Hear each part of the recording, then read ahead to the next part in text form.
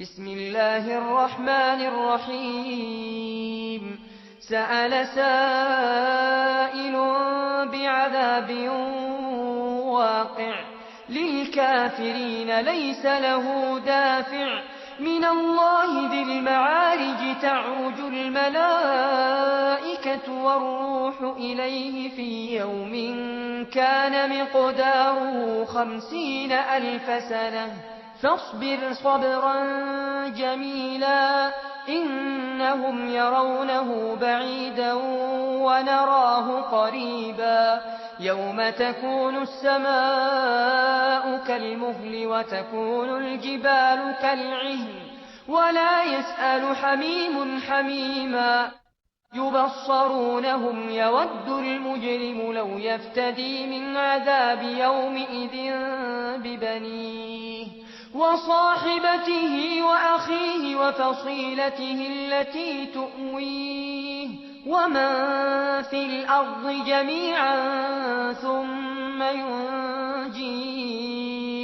كلا إنها لظى نزاعة للشوى تدعو من أدبر وتولى وجمع فأوعى إن الإنسان خلق هلوعا إذا مسه الشر جزوعا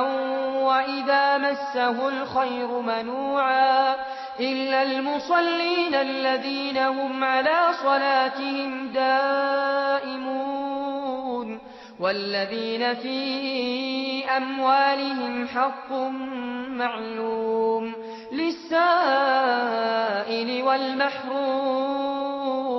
والذين يصدقون بيوم الدين والذين هم من عذاب ربهم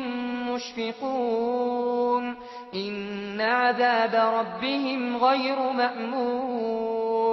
والذين هم لفروجهم حافظون إلا على أزواجهم أو ما ملكت أيمانهم فإنهم غير ملومين فمن ابتغى وراء ذلك فأولئك هم العادون والذين هم لأماناتهم وعهدهم راعون والذين هم بشهاداتهم قائمون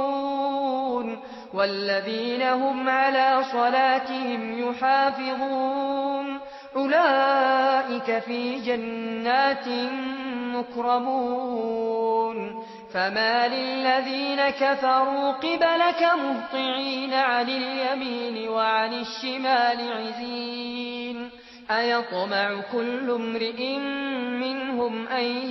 يدخل جنة نعيم كلا إنا خلقناهم مما يعلمون فلا أقسم برب المشارق والمغارب إنا لقادرون على أن نبدل خيرا منهم وما نحن بمسبوقين فذرهم يخوضوا ويلعبوا حتى يلاقوا يومهم الذي يوعدون يوم يخرجون من الأجداث سراعا كأنهم إلى نصب يوفضون خاشعة أبصارهم ترهقهم ذلة ذلك اليوم الذي كانوا يوعدون